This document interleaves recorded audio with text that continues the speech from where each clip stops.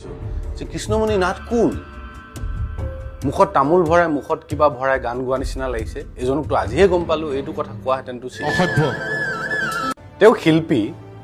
আৰু তেওঁ কিমান অহংকাৰী হ'লে কিমান আত্মগৌৰৱী হ'লে এটা গান অনুৰোধ কৰাৰ পিছত মঞ্চত তই বুলি অসভ্য বুলি এনেকে এটা মন্তব্য প্ৰকাশ কৰি মই কিন্তু এটা কথা দেই মই কিন্তু সেই ল'ৰাকেইটাৰ পক্ষত যিয়ে কৈছিল যে নাযাবা নাযাবা গানটো আপুনি গাওক গানটো আছিল কুমাৰ ভৱেশৰ গান আৰু সেইখন এলবামৰ গান আছিল দেই কিন্তু যিখন এলবামৰ হাইয়েষ্ট অডিঅ' কেছেট বিক্ৰী হৈছিল হেল্ল' গাইজ কি খবৰ তো গাইজ আজি আমি কথা পাতিম কৃষ্ণমণি নাথ ঋতু কলিতা আৰু লগতে লাবুমণি আমচাং অৰ্থাৎ আছাম জাতিৰ বিষয়ে তো এইকেইদিন ছ'চিয়েল মিডিয়াত কৃষ্ণমণি নাথৰ এটা ভিডিঅ' ক্লিপ খুবেই ভাইৰেল যাই আছে ভাবিছ নেকি তোৰ গাঁৱত আহিছো কাৰণে তই যি মন যায় তাকে কবি অতৰাই নাই ইয়াৰ পৰা ইয়াত কমেণ্ট নিদিবি অসভ্য কৃষ্ণমণি নাথৰ যোৱা ৩৫-৪০ বছৰৰ এটা অভিজ্ঞতা আছে কৃষ্ণমণি নাথৰ গান শুনিবলৈহে মাতিছ ইয়াত তহঁতে তই আকৌ কি কৈ আছ লাইট জ্বলাই দিয়ক আৰু দুটামান ল'ৰা এইখিনিতে আছে আলটু ফাল্টু কথা কৈ নাথাকিবি মোৰ লগত তোৰ পিতৃ মাতৃয়েও তোক ক'ব যে কৃষ্ণমণি নাথ কোন কিমান চনৰ পৰা গান গাইছে 1986 মই প্ৰথম ষ্টাৰ্ট কৰিছোঁ তই জন্মই হোৱা নাই চাগে তেতিয়া তোৰ মাৰ বাপেৰে ক'ব তো এই ভিডিঅ' ক্লিপটোৰ ওপৰতে ঋতু কলিতা আৰু লগতে লাবুমণি আমচাঙেও ৰিয়েক্ট কৰিছে বা প্ৰতিক্ৰিয়া প্ৰথমে আমি চাই লওক ঋতু কলিতাই কি কৈছে নমস্কাৰ এইকেইদিন কি হৈছে নাজানো কিছুমান শিল্পীয়ে মঞ্চত গৈ যা তা আচৰণ কৰে ক'ব গ'লে আৰু কমিটিৰ লগতো যি ধৰণে তেওঁলোকে কথা পাতিব লাগে বা অডিয়েন্সৰ লগত কি ধৰণে ইণ্টাৰেক্ট কৰিব লাগে সেইটো নকৰে কাৰণে প্ৰায়ভাগ বিহু মঞ্চতে এতিয়া খেলি মেলি হৈ আছে আপোনালোকে নিউজত দেখি আছে এতিয়া আজিৰ কথাটো আহিল কৃষ্ণমণি নাথ তেওঁক আমি আগৰ পৰা শ্ৰদ্ধা কৰোঁ তেওঁৰ বহুত গান শুনিছোঁ অকল মোৰে নহয় তেওঁৰ প্ৰতি শ্ৰদ্ধা গোটেই অসমবাসীৰে আছে কিন্তু শেহতীয়াকৈ তেওঁ যিটো ব্যৱহাৰ কৰিলে অডিয়েন্সক সেইটো ক'ব গ'লে খুব লাজৰ কথা কাৰণ তেওঁ যদি এজন প্ৰকৃত যদি শিল্পী হয় নহয় তেনেকুৱা ধৰণৰ ব্যৱহাৰ কৰাটো উচিত নহয় তেওঁ যি ধৰণে গুণ্ডাৰ নিচিনা কথা পাতিছে নহয় মানে খুব লাজ লগা তেওঁ অডিয়েন্সক তই তই বুলি ব্যৱহাৰ কৰিছে প্ৰথম কথা আৰু এবাৰ ক'লে যে মই তহঁতৰ এৰিয়াত আহিছোঁ কাৰণে তহঁতে যি টি কবি নেকি এনেকুৱা ধৰণৰ কথা যে শিল্পীৰটো মই ভাবোঁ কোনো এৰিয়া নাথাকে তেওঁলোকতো গুণ্ডা নহয়তো গুণ্ডাই তেনেকুৱা শব্দ কয় আৰু একবাৰ তেওঁ অডিয়েন্সক কৈছে যে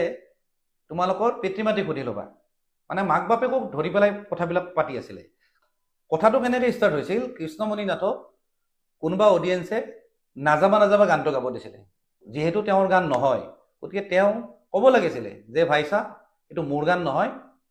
গতিকে মই নিজৰ গান গাম আৰু এই গানটো মই একচুৱেলি মই গাব নোৱাৰোঁ কিয় মই গানটো প্ৰেক্টিছ কৰা নাই বা মই গানটো নাজানো তেওঁ ক'লে হ'ল ভালদৰে কথাখিনি ক'ব পাৰে কিন্তু বেয়া ব্যৱহাৰ কৰিও ক'ব নাপায়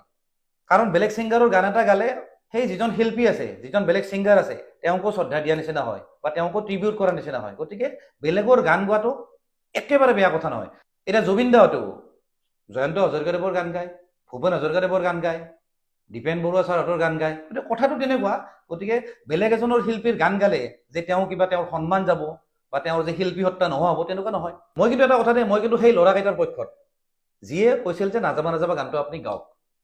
গানটো আছিল কুমাৰ ভৱেশৰ গান আৰু